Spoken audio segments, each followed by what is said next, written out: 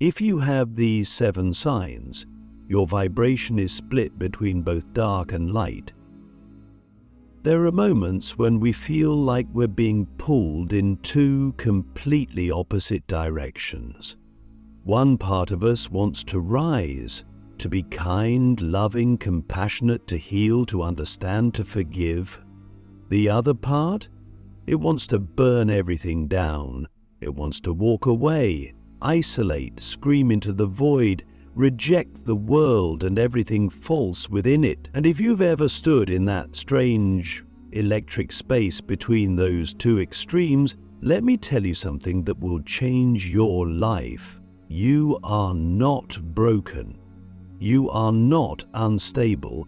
You are not lost. You are split between vibrations, between the dark and the light, and that is not a curse.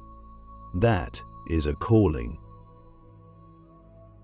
In our world, we've been taught to fear the dark, to push it away, to associate it with evil or danger.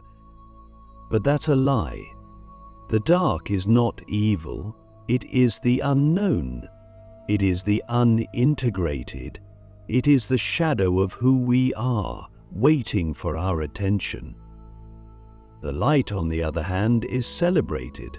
We all want to be light workers, positive thinkers, sources of love and healing.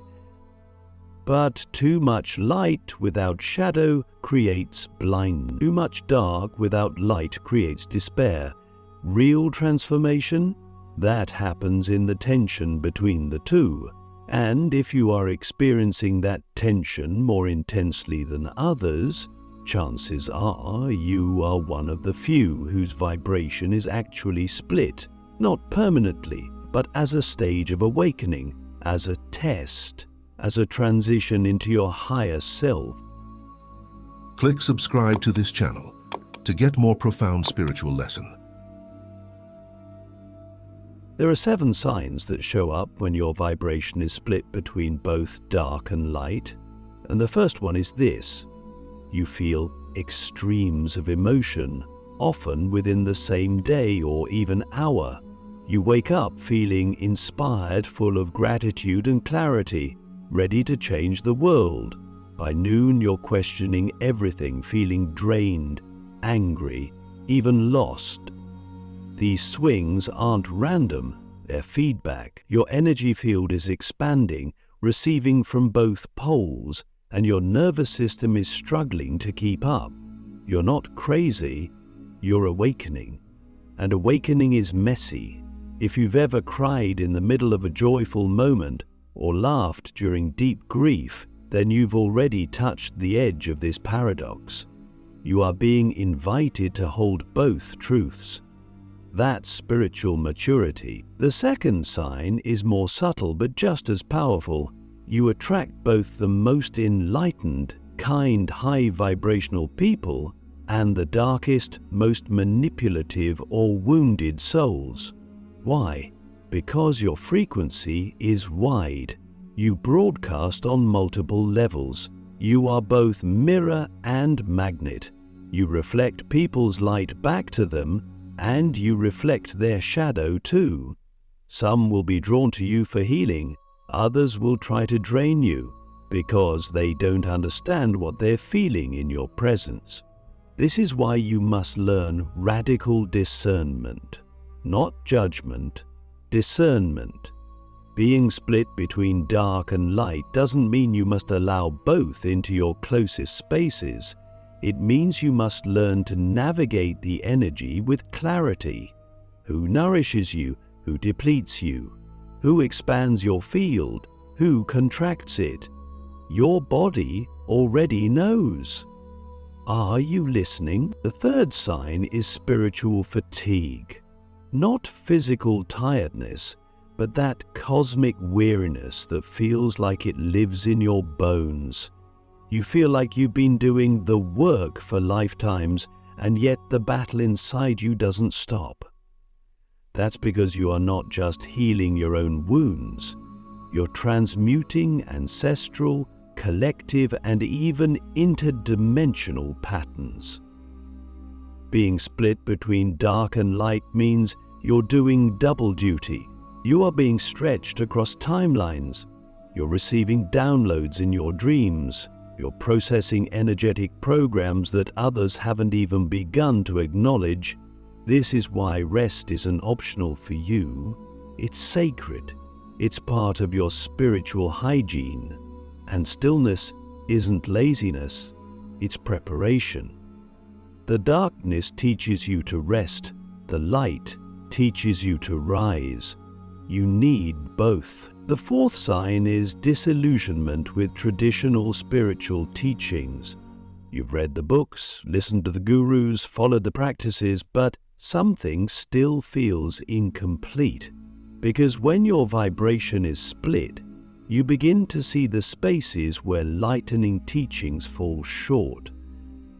You're not here just to feel better. You're here to become whole.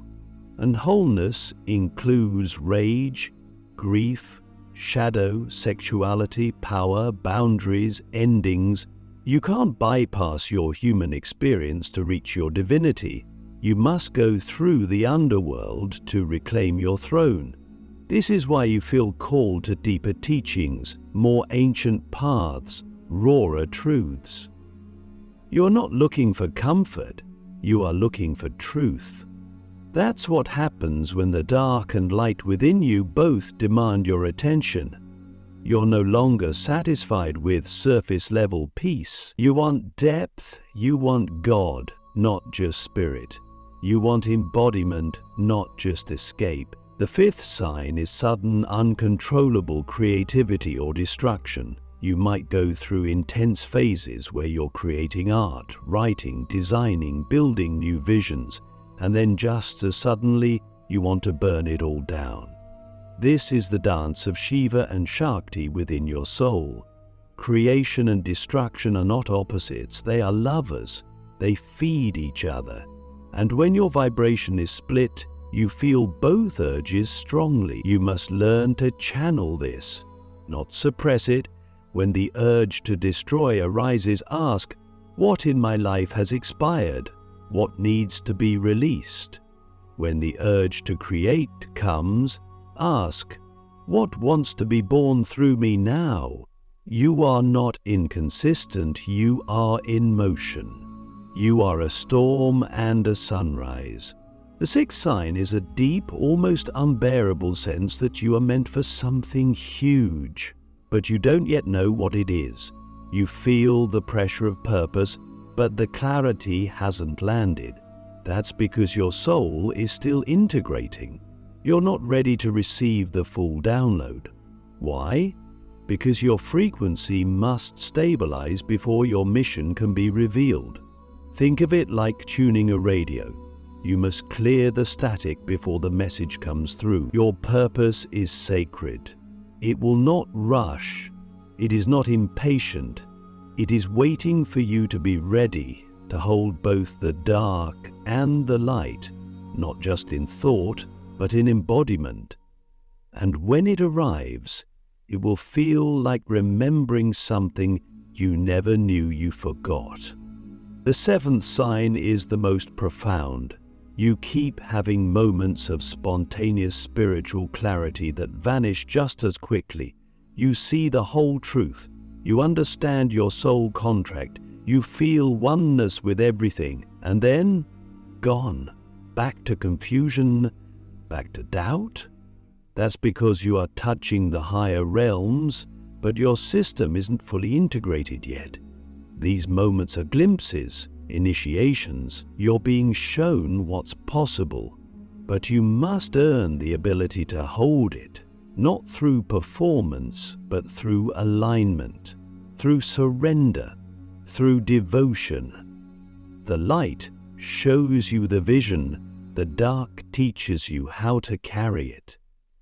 So I ask you now, not rhetorically, but deeply, what if your spiritual path isn't about choosing light over dark, but learning to embody both without being consumed by either?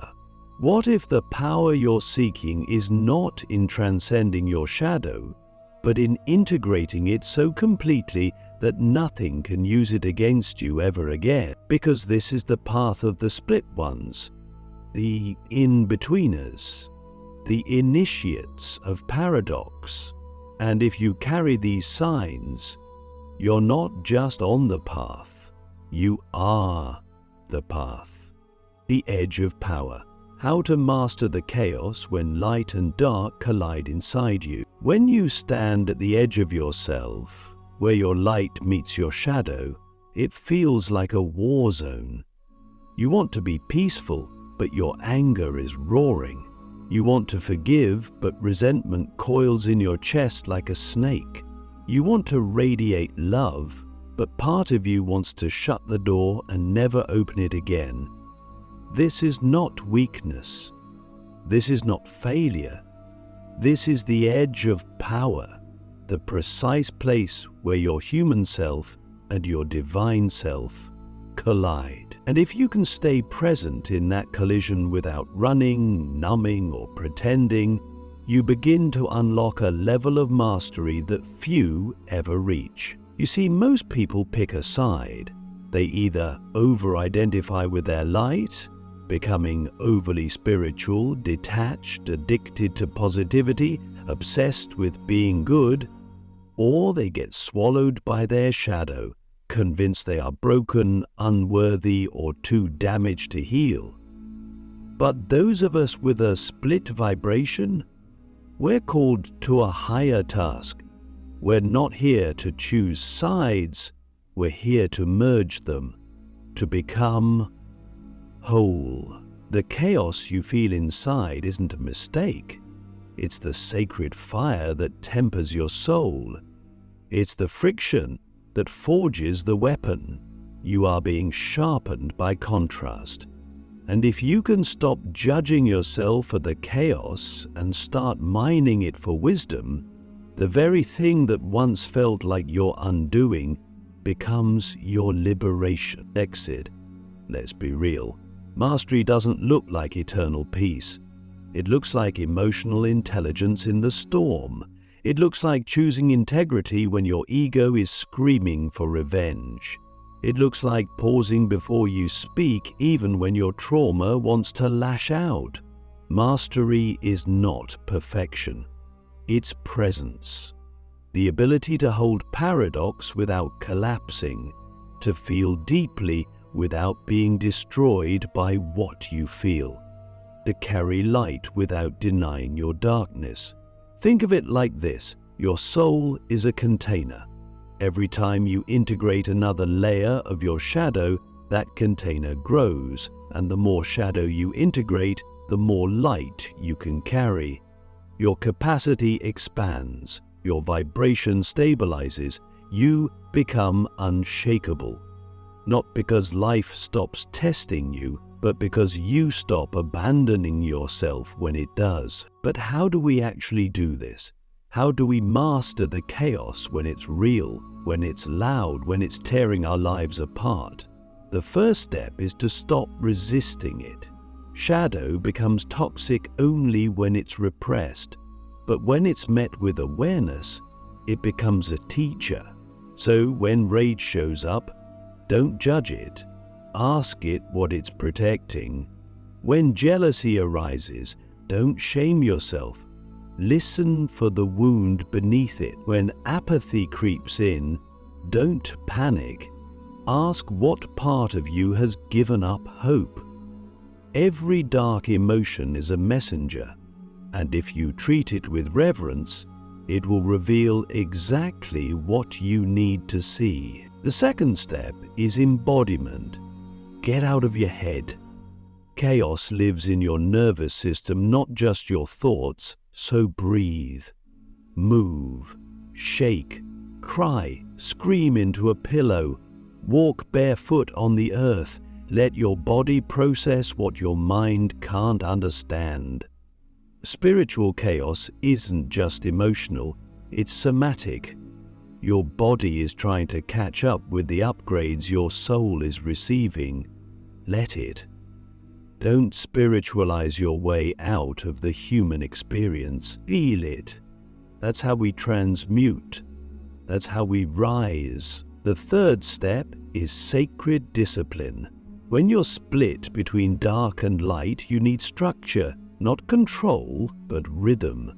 Rituals that anchor you, boundaries that protect you, truths you return to when everything else feels like it's falling apart. This is where spiritual hygiene becomes non-negotiable. Cleanse your energy field. Declutter your space. Speak your truth even when your voice shakes. Not because it's easy, but because it's necessary. Chaos feeds on confusion, but clarity cuts through it like a blade. And finally, the most radical practice of all, compassion. For yourself, for others, for the parts of you that still feel raw, messy, unhealed. You are not supposed to have it all figured out. You are supposed to remember who you are while holding space for who you're still becoming. That's the edge. That's the mastery. To look at your broken pieces and say, "You get to stay. I will not abandon you." That's when the chaos starts to shift. That's when the light within you stops fighting the dark and starts embracing it. That's when you become whole. So I'll ask you something deep now, and I want you to answer not with your mind, but with your life. What would happen if you stopped trying to silence the war inside you and instead became the commander of it?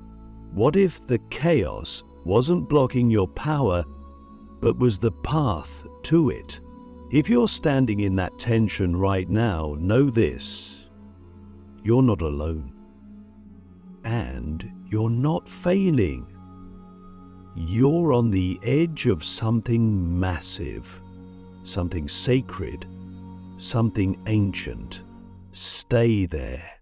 Breathe there. Mastery is coming. The sacred split, why you were chosen to carry both heaven and hell in your soul. There's a reason you feel so much. There's a reason your soul trembles at beauty and breaks at suffering. There's a reason you've always felt like you're walking between two worlds, one drenched in divine light and the other swallowed in shadow. It's because you were chosen to carry both. You weren't built for ordinary. You weren't designed to live on just one side. You are a bridge, a vessel, a living paradox. And the split you feel within isn't a flaw, it's a sacred assignment. The truth is, we romanticize spiritual awakening. We talk about light, ascension, peace, and love, but we rarely talk about the agony of becoming. We don't talk enough about the dark night of the soul, the moments when your own mind feels like a battlefield, when your emotions betray you, when your faith feels like it's barely holding on. But you've been there, haven't you? Maybe you're still there. And if you are, take heart in this: the deeper your darkness, the higher your light can soar. The more pain you've held, the more healing you can embody. This is alchemy. This is the sacred split. You were not chosen for this path because you are weak. You were chosen because your soul was strong enough to hold both heaven and hell and not lose itself completely. That's what makes you rare. That's what makes you powerful. You've walked through fire many times and still found a way to sing. You've stared into your own abyss and didn't look away. You've grieved your own illusions, shed your false selves, and stood naked in front of your truth. And even when no one understood you, even when your light frightened others and your darkness scared you, you kept going. You kept showing up. That's divine courage. But let's be honest, carrying both realms isn't glamorous. It's exhausting. It's lonely. Sometimes it feels like you don't belong anywhere.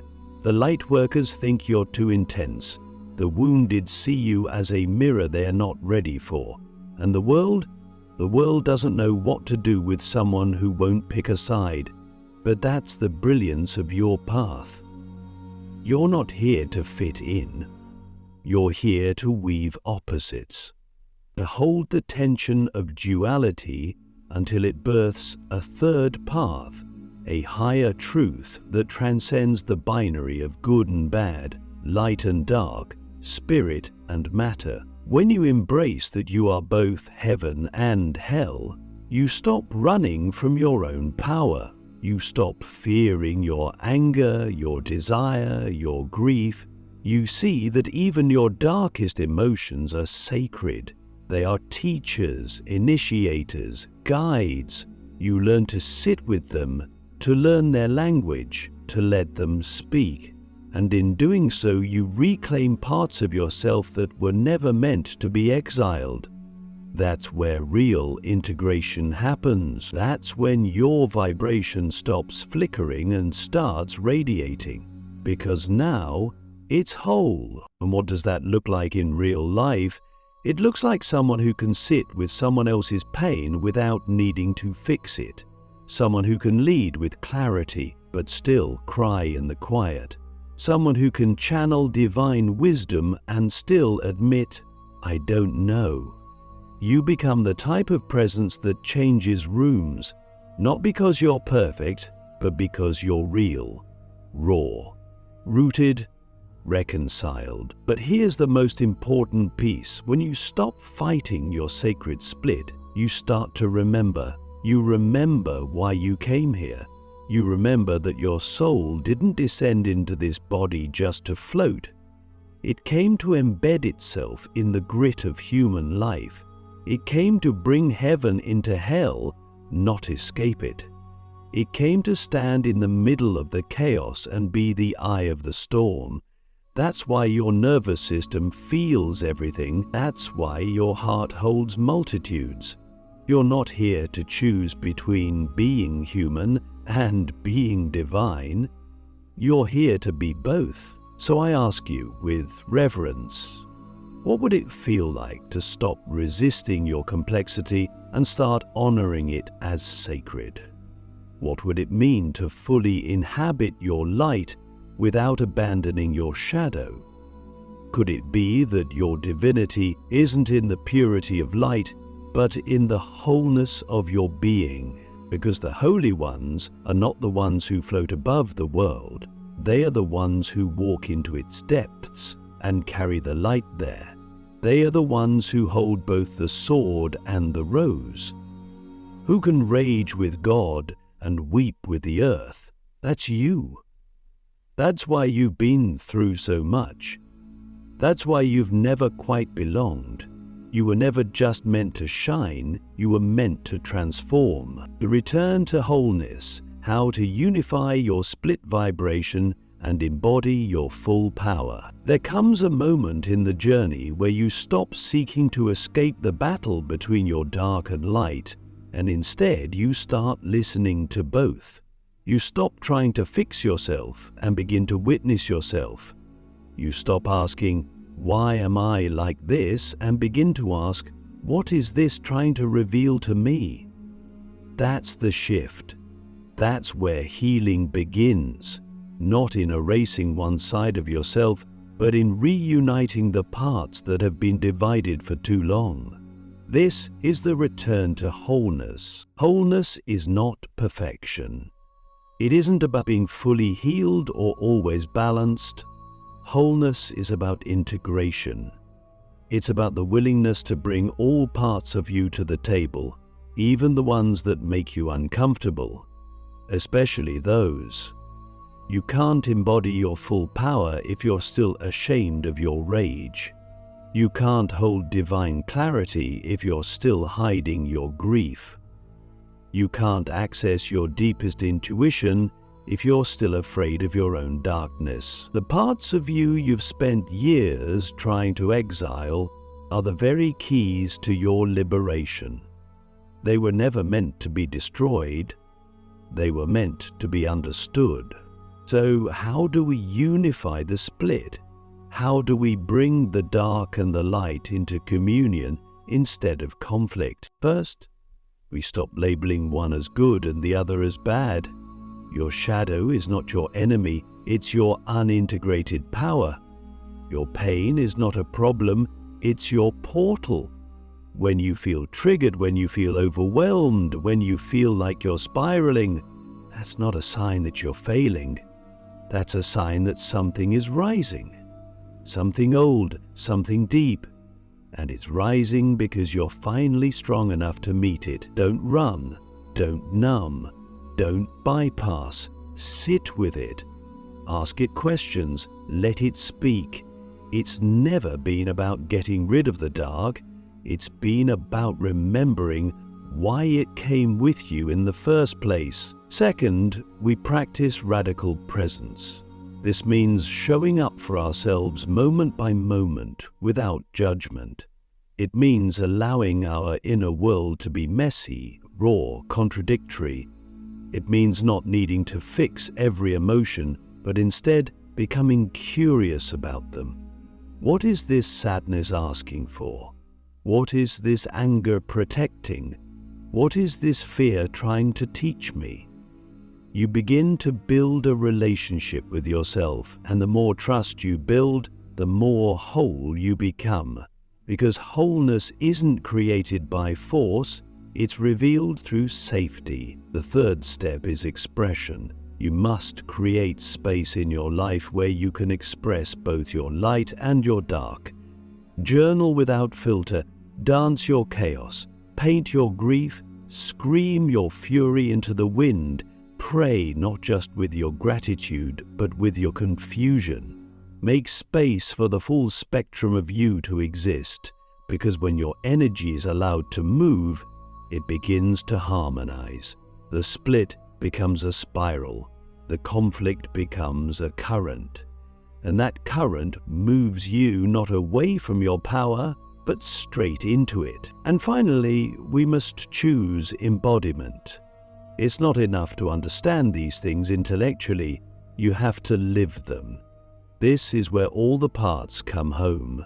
This is where you stop performing who you think you should be and start becoming who you truly are. You speak your truth even when it shakes. You set boundaries even when it makes others uncomfortable. You forgive yourself even when your inner critic screams. You walk into the world as a being who is both shadow and light, wounded and wise, human and holy, and you do it with grace, not because it's easy, but because it's true. So I'll ask you this one last time. Are you ready to stop fighting yourself and start welcoming yourself? Are you ready to be the one who no longer waits for permission to be whole? Can you trust that your power lies not in becoming something else, but in reclaiming everything you already are? Because wholeness doesn't arrive like lightning. It unfolds like a remembering. And the moment you stop trying to be just light or just dark, and instead choose to be real, your vibration stops splitting and starts radiating. Fully, freely, unapologetically. This is your return, this is your power, this is your time.